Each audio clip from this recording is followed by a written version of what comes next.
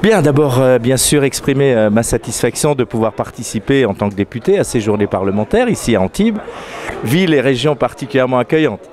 Alors, quelles sont les grandes idées qu'il faut retenir de ces journées? Je crois que la première partie de ces journées parlementaires était consacrée effectivement au rôle nouveau du député par rapport à la réforme constitutionnelle que nous avons votée voici quelques semaines, et donc la réflexion a porté sur la réorganisation du travail parlementaire. Alors moi je suis un homme de terrain.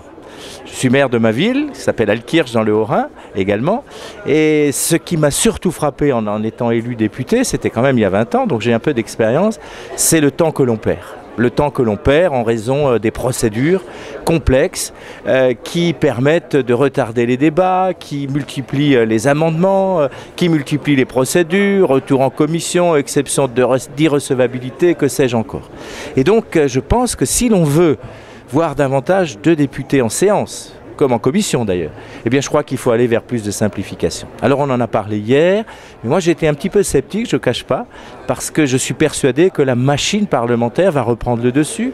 Et si le gouvernement multiplie, comme il le fait à l'heure actuelle, les textes, et si on nous impose, car le terme est exact, je crois, pratiquement à chaque fois des sessions extraordinaires, nous risquons toujours eh bien, que ces sessions parlementaires soient surchargées.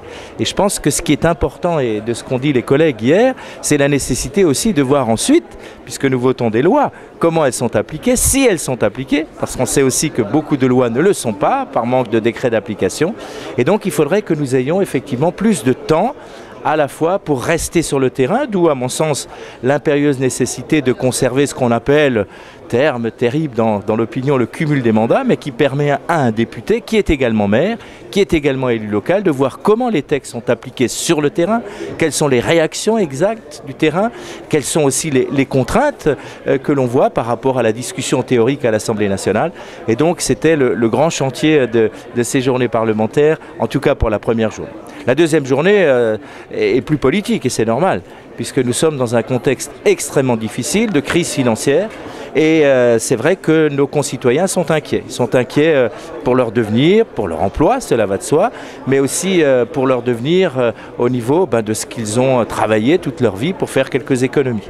Et donc je crois qu'il est extrêmement important d'avoir vu un président de la République, Nicolas Sarkozy, eh bien prendre, comme on dit, le taureau par les cornes, d'avoir effectivement mobilisé l'ensemble des forces économiques, bancaires, les assurances, le gouvernement, les élus que nous sommes, eh bien pour dire n'ayez pas peur, nous sommes là.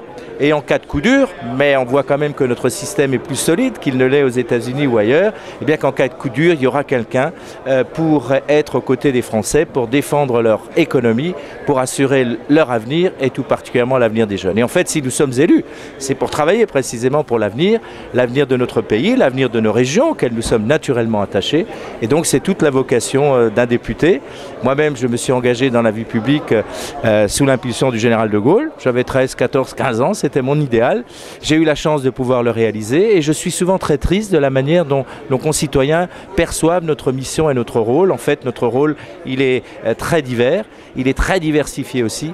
Mais comme l'a dit Jean-François Copé hier, eh bien, quand il y a un coup dur, c'est là qu'on s'appuie sur les hommes politiques et c'est là que nous voyons que notre engagement n'est pas inutile, mais qu'il est bien au service de la France et au service d'un idéal.